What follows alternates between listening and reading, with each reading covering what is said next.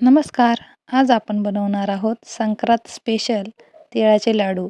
चला तर मग हे लाडू कसे बनवायचे आणि त्यासाठी काय काय साहित्य लागतं तेही आपण एकदा बघून घेऊयात.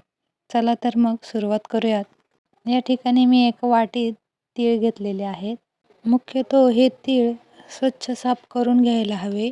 त्यानंतर त्याचबरोबर त्याच वाटीने एक वाटी गूळ घ्यायचा आहे.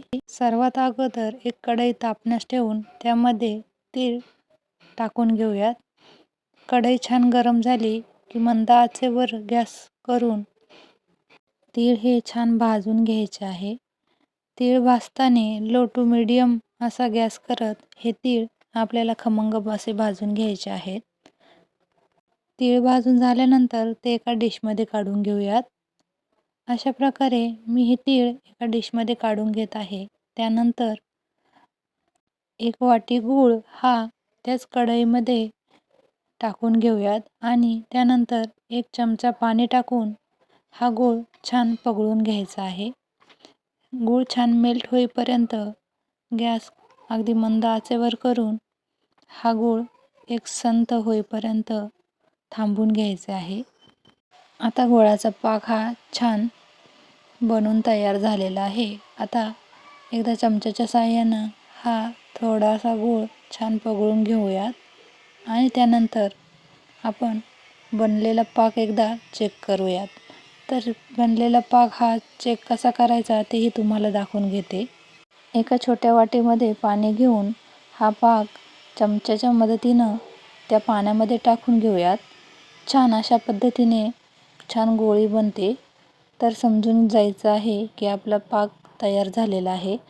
या स्टेजला गॅस बंद करून घेऊयात आणि भाजून घेतलेले तीळ यामध्ये टाकून घ्यायचे आहेत. त्यानंतर पटकन 2 मिनिटाच्या आत हे तीळ आणि पाक एकजीव करून घेऊयात. आता हे सर्व मिश्रण एका डिशमध्ये काढून घ्यायचे आहे. म्हणजे आपल्याला लाडू बनवण्यास सोपे जाते. आता हळूवार उलथणीच्या साहाय्याने पूर्ण कढईतला हे आपण डिशमध्ये काढून घेऊयात आणि तुपाचे बोट लावून हे गोल गोल लाडू बनवायला सुरुवात करायची आहे. अशा पद्धतीने छान लाडू बनायला सुरुवात करायची आहे आणि तुम्ही बघू शकता गोल गोल करून असे हे लाडू बनून तयार झालेले आहेत. अशा पद्धतीनं मी सर्व लाडू बनवून घेत आहे. चला तर मग हे लाडू मी पूर्णपणे बनवून घेत आहे. पुन्हा एकदा एक लाडू तुम्हाला दाखवते. अशा प्रकारे हे सर्व लाडू मी या ठिकाणी बनवून तयार केलेले आहे. माझी रेसिपी आवडल्यास सबस्क्राईब करा.